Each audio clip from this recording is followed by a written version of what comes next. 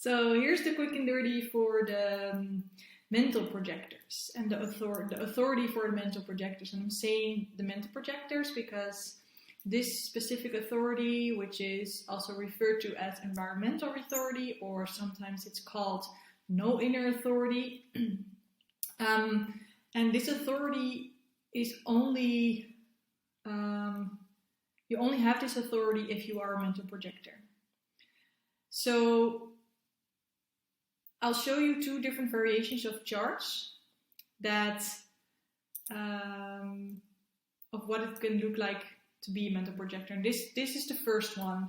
And what you see here is you see there's only definition in the head and the ajna. So that is what makes this person a mental projector. There's everything below the mind is open, is undefined. So this person has no motors defined. So none of the four motors are defined. And everything else in this case is also undefined. So this is what makes this person a mental projector. And the other variation you can have for a mental projector is this one. And this person still is a mental projector because everything below the throat is undefined or open, but it's just a different variation because this person has the ajna defined and the throat defined, but the head is undefined or open, completely open in this case. And this is a very rare kind of projector, and also the authority is very different. And it's sometimes it's called no inner authority because for all the other authorities, they are situated somewhere in the body, somewhere below the throat. So for example, for me, my authority is sacral. So this is my authority, and if your authority is emotional, then this center is defined. Splenic, the center on the left side here. Or you can have an ego authority, then your heart is defined, and all the other things are not.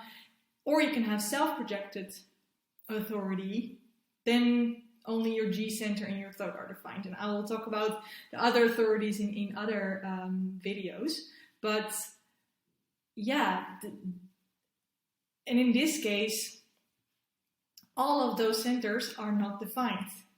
So there's no like inner authority. And of course, for everyone, the mind is not the authority. So this also is the case for the mental projectors. But for them, it's very important to feel in their body how they feel in their environment. Their environment is super important. It's very it's very difficult sometimes for them also to get out of their head because there's the only definition that is there. So there's constant activation. They're fixed in their mind. There's continuous thought processes and conceptualization or ideas or opinions in the ajna. So there's a lot of pressure in the head. So for the mental projectors, it's really important to to get into their body and to really feel how the environment and the people in it, what they do to their energy level. That's really important. And for them, what they can do is to use the other people as a sounding board.